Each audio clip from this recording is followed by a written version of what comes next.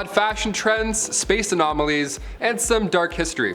We've got it all on today's list, folks. Welcome back to Most Amazing. Here are the top 10 bizarre things you will only see once in your life. Honestly, these are pretty wild. I hope we never see some of these again. Number 10, phone booth stuffing. This list is absolutely wild. I had to start with perhaps my favorite historical event of all times. Phone booth stuffing, it's exactly what it sounds like. This kicked off around the late 1950s. People decided, out of nowhere it seems, to see how many people could fit in a phone booth. Just get them in, those tiny little, that's it. The methods here, I mean, honestly, they got pretty creative. Stacking horizontally was the key, apparently. As long as your head was in the booth, you were golden. The world record was set in 1959 when 25 people in South Africa squeezed into one booth. If you're watching this laughing right now, maybe you're thinking, why would anybody ever do this? Yeah, remember planking?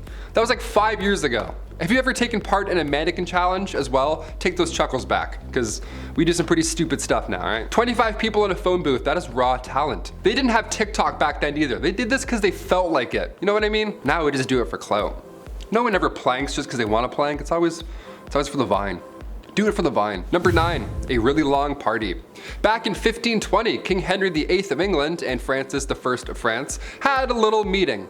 And when I say little, I mean, well, you'll see. We've all been to a business lunch or two. Maybe you have one drink, the ideas start to flow, so you're like, you know what, we'll get another drink, whatever. Now you're riding a wave, good ideas are coming out, you're feeling good as a unit, and the next thing you know, you're buzzing. You're not feeling too great. You're a little bit dizzy. Well, this was like one of those meetings, but they kept drinking for 2.5 weeks. Both sides attended this meeting with one goal, to look cool and party hard. And they did it. Oh, they did it all right. They planned on this party being a historical one. A temporary palace was constructed before the meeting. It was like a party house meant for just this party, alongside 2 fountains. One was flowing with wine and the other was flowing with beer. So just, grab your hands, pick a fountain, pick your poison. Also, take your jacket off because you're staying a while. Hope you have some bread. Number 8, deadly nightshade. Macbeth's soldiers used deadly nightshade to poison their enemies, and during the Victorian age, women would apply nightshade to their eyes. Yeah, let's hope we don't see this in the cosmetic game ever again. The pupils would become larger after nightshade was applied. That was the whole idea, I guess, because bigger pupils meant that you were attractive. Sure, like, good evening, madam, may I have this dance? Like, okay, sure. Back in the Victorian era, the pale look, the red lips, beauty marks, you were trying to resemble a literal queen. So women in the 1800s would either make their own compound themselves or find deadly nightshade berries and then just improvise. Yeah, it didn't end too well. For the red lips, pre-Kylie days, the main ingredient in Victorian times for red lipstick was crushed up insects, which already could cause allergic reactions when applied directly to your lips, but the ammonia mixed in really put the nail in the coffin in that case. Deadly nightshade, ammonia, and crushed insects. What am I, Oogie Boogie? This is awful. Let's move on. Number 7, bad hair day. I had to include the tale of the woman who ate her own hair. Why did she do it? What's going on here? How much hair did she eat? I have so many questions. The Liverpool Daily Post back in 1869 got the attention of passerbyers with this one.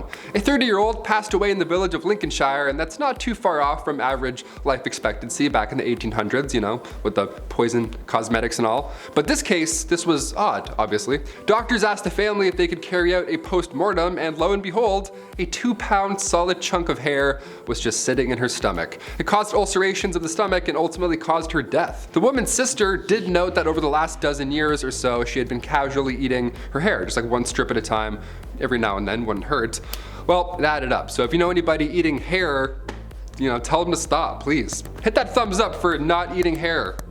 Number 6, bombasting. The origin of stuffing your bra. Let's do it. What is boombasting?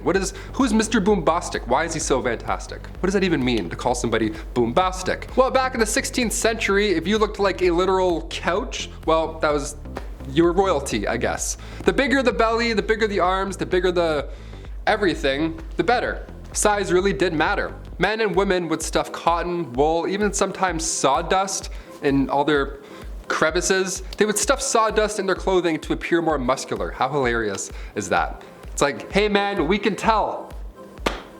You're leaking wood. The appeal was to make it seem like you ate a lot, that you were full and whatever, right? It was so funny because while this makes sense on one hand, historically, the legs of these guys were always so tiny because they needed to walk around still.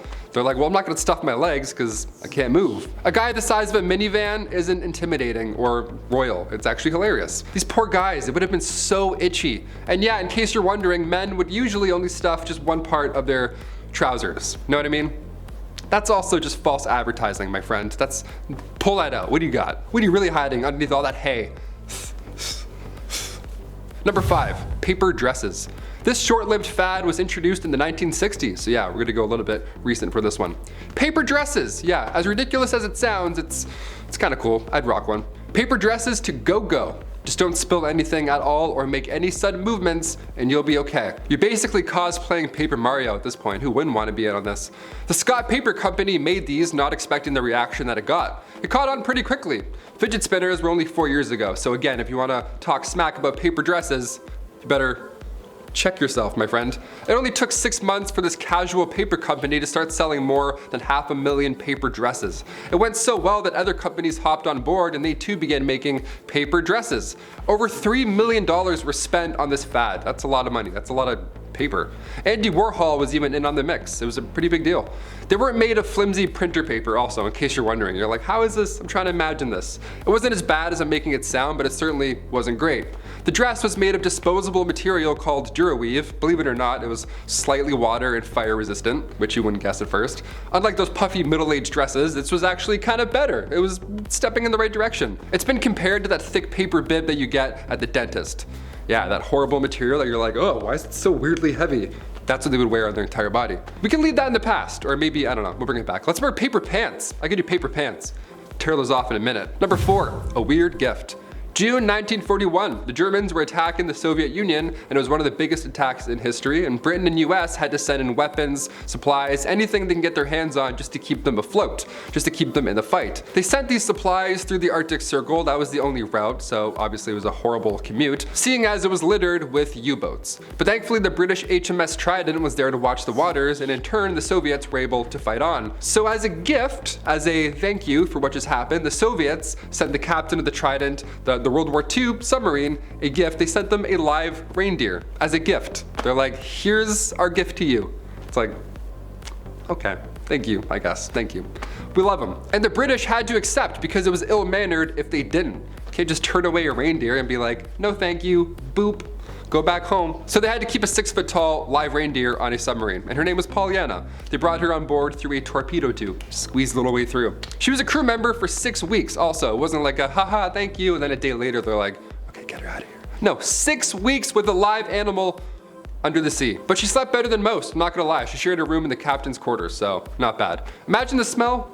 Sweet dreams. Number 3, motorized roller skates. This one they worked on for a long time. Honestly, I can see it coming back in sometime soon, maybe. We had Heelys, that's all I'm saying, never say never. Motorized roller skates. This photo here was taken at the Sunoco station in Hartford, Connecticut. Context aside, this is an odd one. A guy with a briefcase is filling up at the gas station and he's wearing roller skates. That man is Mike Dreschler. The year was 1956, not last week, and the Motorized Roller Skate Company of Detroit really thought they were onto something. It only cost around $250, which today is around $2,400, and its max speed was 17 miles an hour, so not ideal.